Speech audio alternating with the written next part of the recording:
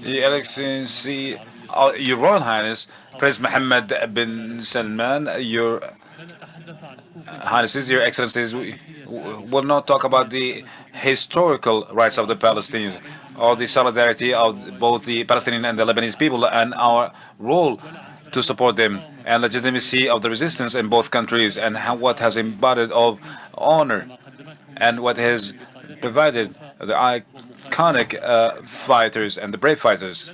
And would not talk about the Nazi crimes of the Zionist regime and not the transformation of the West as a supporter to become a partner.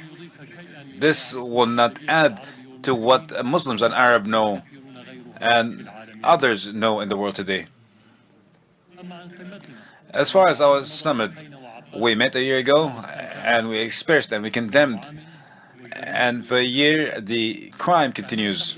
So are we meeting today to copy the past, the history, or maybe change in the future and its different dimensions?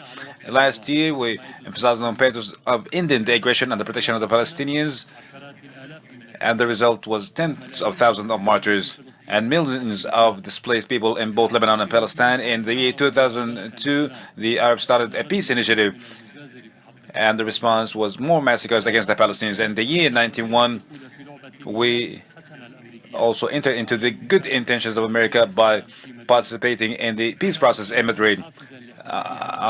Peace was provoking their crimes. And this is not a mistake on our directives, but maybe a shortcoming in preparing the appropriate tools.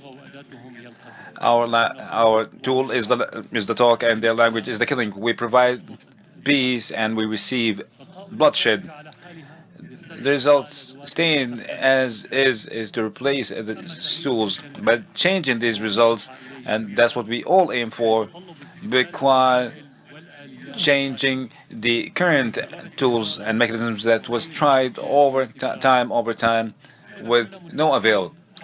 If we agree about the principles, how can we transform it into practical application on the ground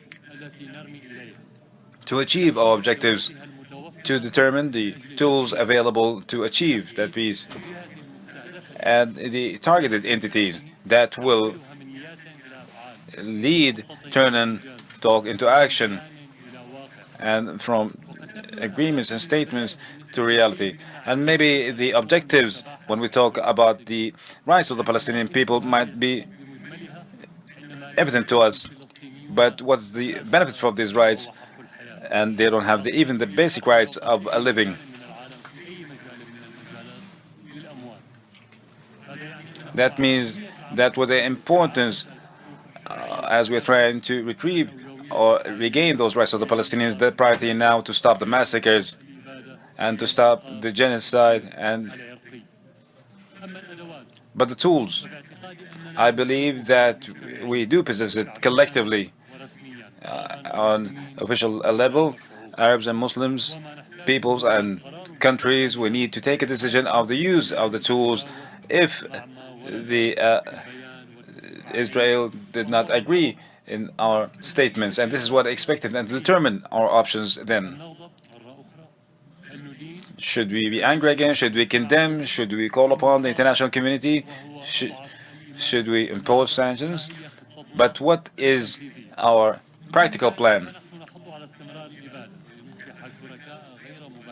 We are indirect partners in this genocide. We're not talking about a country, but we're talking about a colonist entity, an outlaw regime. We're dealing with settlers, more barbaric than humane.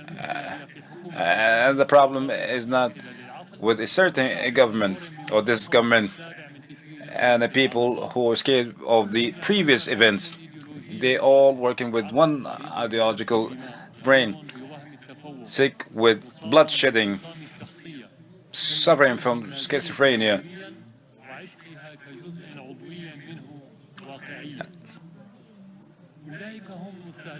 Those who we target in our meeting today, and they are the ones posing this problem, and this problem determines the mean, and the mean will be the essential for the success.